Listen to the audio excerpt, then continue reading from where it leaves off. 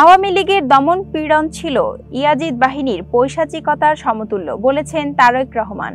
বিগত ১৬ বছরে আওয়ামী লীগ পৈশাচিক দমন পীড়ন ইয়াজিদ বাহিনীর পৈশাচিকতার সমতুল্য ছিল বলে মন্তব্য করেছেন বিএনপির ভারপ্রাপ্ত চেয়ারম্যান তারেক রহমান। পবিত্র আশুরা উপলক্ষে আজ শনিবার এক বিবৃতিতে তিনি এই মন্তব্য করেন।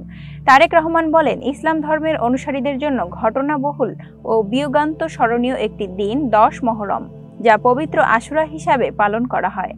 অন্যায়, অবিচার ও জুলুমের বিরুদ্ধে লড়াই করতে গিয়ে মহানবী হযরত মুহাম্মদ সাল্লাল্লাহু আলাইহি সাল্লামের প্রিয় দৌহিত্র হযরত ইমাম হুসাইন এই দিনে কারবালার প্রান্তরে শাহাদাত বরণ করেছিলেন। এই দিনে শোক, শ্রদ্ধা ও আত্মত্যাগের বিএনপির ভারপ্রাপ্ত চেয়ারম্যান বলেন, ক্ষমতার মোহে আচ্ছন্ন থেকে যারা ইনসাফ ও মানবতাকে ভুলুণ্ঠিত করেছিল, তাদের বিরুদ্ধেই ইমাম হুসাইনের বাহিনী যুদ্ধে নিজেদের জীবন উৎসর্গ করেছিল।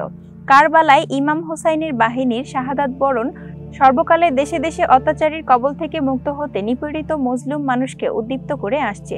বিবৃতিতে আওয়ামী লীগের ১৬ বছরের শাসনের প্রসঙ্গ টেনে তারেক রহমান বলেন, গত ১৬ বছরে ভাওতাবাজির নির্বাচন, মানুষের ভোটাধিকার হরণ, গুম, বিচার বহির্ভূত হত্যা, সন্ত্রাস, হানাহানি, দেশের টাকা বিদেশে পাচার সহ এক অবর্ণনীয় শোষণ ও জুলুমের রাজত্বে কায়েম করা হয়েছিল। বিএনপির চেয়ারপারসন খালেদা জিয়াকে মিথ্যা মামলায় কারারুদ্ধ করে তাকে সুচিকিৎসা বঞ্চিত করে মৃত্যুর মুখোমুখি দাঁড় করানো হয়েছিল।